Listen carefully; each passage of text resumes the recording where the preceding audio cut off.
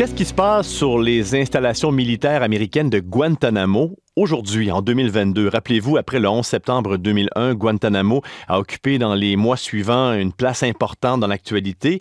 Et saviez-vous qu'il y a encore des détenus, des procès qui se déroulent là-bas? Et rares sont les personnes qui ont eu un accès pour non seulement s'y rendre, mais aussi pour assister à ce qui se passe pendant plusieurs jours. C'est le cas de notre chroniqueur Frédéric Bérard. C'était pas arrangé avec le gars des vues. Et il nous parle en direct de là-bas. Frédéric Bérard, salut. Salut! Qu'est-ce que tu fais là-bas? Je fais de mon mieux. Okay. Je sais pas si c'est suffisant, mais je fais... non, en fait, écoute, je ramasse l'information. Beaucoup d'informations. Ça fait des grosses journées. Mais je suis vraiment content. C'est... ouais, je pense que ça valait la peine. Puis de voir la bête de l'intérieur, c'est très certainement je dirais un séjour qui va changer le reste de ma vie. Là, ça fait pas de doute pour moi. On comprend que c'est pas pour des vacances. En fait, tu assistes carrément à... Est-ce qu'on peut appeler ça des procès? C'est des commissions militaires? Explique-nous techniquement qu'est-ce qui se passe. Ben, en théorie, c'est ça. Ce sont ce qu'on appelle des commissions militaires, comme tu l'as dit. Ça ressemble à un procès, mais mais c'est différent un peu. Hein? C'est un juge militaire avec... des avocats de la poursuite militaire, avec des avocats de la défense militaire et des jurés militaires. Tout ça pour juger des gens qui auraient commis des crimes contre des militaires. Alors, ça donne une idée un peu de la question d'impartialité et d'indépendance, quoique les avocats de la défense que j'ai vus font un travail, je dirais, consciencieux et rigoureux. Ça, je pense que ça, j'ai rien à leur reprocher à cet effet-là. Mais oui, donc ce sont des espèces de procès parallèles, mais il y en a très peu. Il y a plutôt ce qu'on appelle des enquêtes préliminaires. Des enquêtes préliminaires, c'est quoi? C'est qu'une fois que la personne est accusée, ben là, on évalue la preuve, puis on évalue ci, puis on jase de ci, puis on jase de ça. Pour te donner une idée, j'assiste présentement, puis là, c'est suspendu pour aujourd'hui, à une enquête préliminaire d'un des proches de Ben Laden, qui est ici depuis 2007, qui a été capturé par les Américains en 2006 en Afghanistan, qui est ici depuis 2007. Son enquête préliminaire a débuté, Frédéric, en 2014 et elle est encore en cours au moment où on se parle, donc 8 ans plus tard. Pour te donner une idée, au Québec, au Canada, avec l'arrêt Georgia, Ben oui. Une fois que les accusations sont déposées, il y a 30 mois pour procéder, incluant pour l'enquête préliminaire. Il doit donc y avoir une condamnation dans les 30 mois ou pas, là, ou un acquittement, mais bref, c'est ça. Là, c'est un nom qui frappe l'imaginaire Guantanamo, donc on comprend qu'il y a encore des détenus, mais est-ce qu'il y a encore beaucoup de détenus? Il y en a très peu. Actuellement, il y en a 37. Il y en a seulement 10 là-dessus qui sont accusés. Il y en a une vingtaine qui ont reçu leur certificat, entre guillemets, je blague, là, de transfert. Ils sont transférés, mais on ne sait pas où, on ne sait pas quand, on ne sait pas comment. Il en reste donc quelques autres. Eux, on ne sait pas trop ce qui va se passer avec eux. Moi, et c'est drôle, hein, parce qu'il y avait 1500 militaires américains et staff au début de Guantanamo, donc après le 11 septembre. Il y a encore le même nombre aujourd'hui, mais non pas pour 500 détenus, mais bien pour 37, ce qui laisse croire peut-être que c'est pas le meilleur investissement là côté ratio côté ratio possible. Disons. Ça ressemble à quoi? Je veux que tu nous fasses un peu voyager à travers tes yeux. Donc, tu as parcouru la zone en termes de superficie. Et qu'est-ce que tu vois comme installation?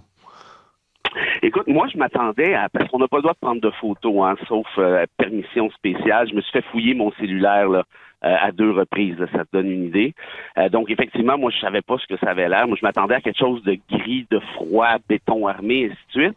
La réalité, c'est qu'on est sur l'île de Cuba, en fait, avec un décor pratiquement cubain, sauf, évidemment, des infrastructures américaines, mais désuètes, vieillottes. C'est pas... Il y a quelque chose de pernicieux ici, de pratiquement...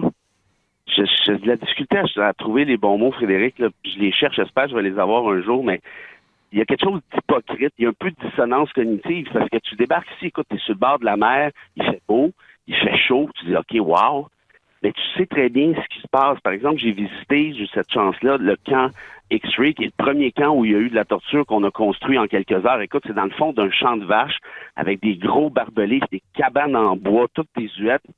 C'est là que se pratiquait la torture. initialement.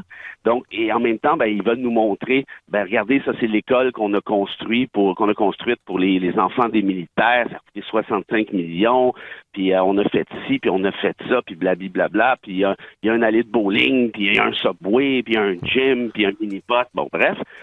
Mais tout ça détonne avec ce qu'on sait, mais sur le décor comme tel, quelqu'un qui vient ici, qui ne sait pas qu'il est à Guantanamo, c'est pas si évident que ça. Évidemment, il y a des tours de contrôle qui nous surveillent en tout temps. Là, je l'ai devant moi, en tout cas au moins une d'entre elles. Ça, on m'a très bien expliqué qu'il y a des caméras. Écoute, c'est quand même des militaires américains ici. Là. Ils ne pas avec ça, ils ont les moyens de leurs ambitions. Et à quoi ça ressemble l'ambiance qui règne là-bas, le personnel, ou qu'est-ce que tu ressens, outre, comme tu as dit, le côté hypocrite, pernicieux, c'est quoi l'ambiance qui règne à Guantanamo? Évidemment, c'est très, très essentiellement des militaires qui font leur job. Puis ça ressemble à d'autres militaires, je présume. Mais moi, je suis suivi par une escorte. Là. J'ai quelqu'un qui est avec moi jour et nuit. Là. Je peux l'appeler, puis il va être ici en Mais est-ce qu'ils sont encore intenses? Est-ce qu'ils sont blasés? Est-ce qu'ils sont en mission? Qu'est-ce que tu sens excusez-moi l'anglicisme, comme vibe? Comme vibe, moi, celui qui s'occupe de moi est excessivement gentil, mais lui, sa job, c'est de me dire à quel point Guantanamo, c'est beau, puis c'est bon, puis c'est fin. Donc, évidemment, ils vont pas me donner l'air de bœuf. Mais pour les autres, tu vois, j'étais chanceux, c'était un hasard pratiquement. J'étais sur le traversier avec lui, avec le chief prosecutor, et j'ai parlé aussi avec un des avocats de la défense qui sont blasés, qui sont totalement blasés, qui ne croient pas à Guantanamo, qui ne croient plus au système des commissions militaires dont on parlait tout à l'heure. Ils savent que c'est trop long. Ils savent que on ne cherche pas nécessairement la justice, mais bien à détenir les gens.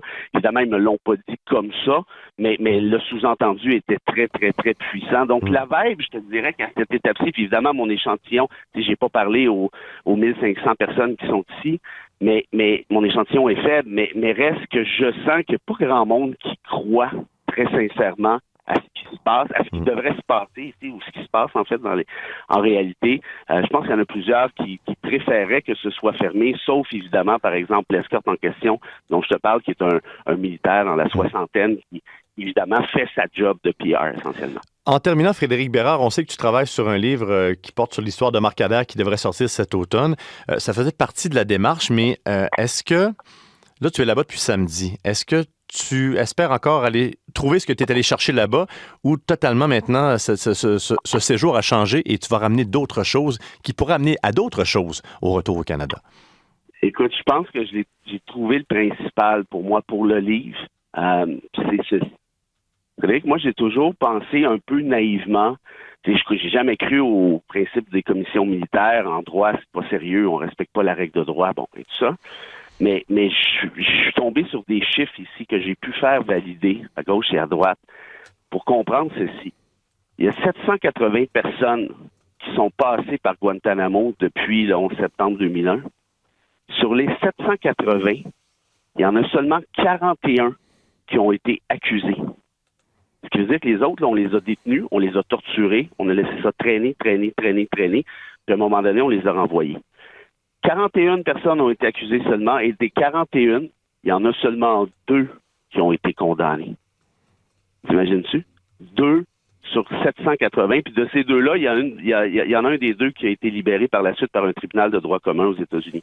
Donc, tu pourrais dire une personne sur 780. Et le flash que j'ai eu, que j'avais pas eu avant, puis heureusement que je suis venu ici, parce que sinon, j'aurais pas allumé, j'ai l'impression, c'est qu'ils n'ont jamais eu l'intention de faire condamner Omar Khadr. Ce qu'ils ont eu l'intention, c'est de l'amener ici, de le torturer pour le faire parler en disant c'est un enfant, il va avoir la trouille, il va nous dire ce qu'on veut entendre. Et par la suite, le Canada va vouloir le récupérer, on va le renvoyer, puis on n'en parle plus. Ce qui est arrivé, par contre, c'est que le Canada n'a jamais demandé ce rapatriement-là. Au contraire, Stephen Harper le refusait pour faire de la politique de la division auprès de l'électorat canadien en disant, regardez, moi, je suis contre le terrorisme qui sèche là, cet enfant-là. Et puis, ça a marché en bonne partie. Or, tu vois, ça, c'est la trouvaille que j'ai eue. Guantanamo, c'est pas un camp de condamnation, c'est un camp de détention qui est par définition contraire à l'état de droit. Moi, je pensais de A jusqu'à Y, mais c'est plus que ça, c'est de A jusqu'à Z.